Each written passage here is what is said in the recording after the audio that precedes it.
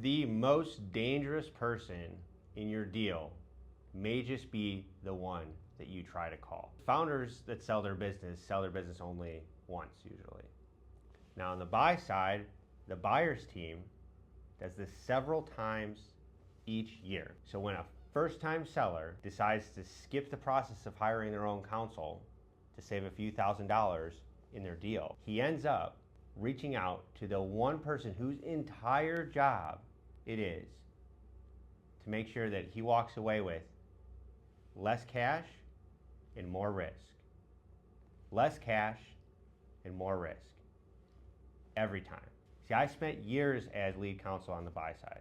And during these negotiations, from time to time, I'd sit there and all of a sudden my phone would start ringing.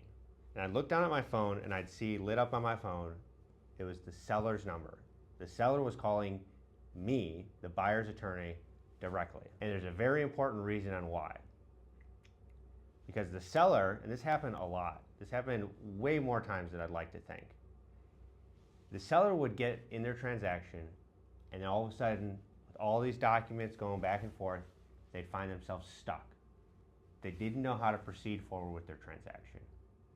So the only person they can call in their deal, the only lawyer that's even in the deal, is the buyer's lawyer. Now I'd look down, I'd see the number, I know exactly why they were calling, and I'd click go to voicemail. It's not only unethical for a lawyer to speak directly to the opposing party, but more importantly, the more unprepared the seller was, the easier my job got. That's how the buy side works here. So, hire your own counsel before you sit down at the table and start negotiating with a buyer. In fact, you want to hire your own counsel even before you've determined whether or not it's the right time to sell. Because timing is everything.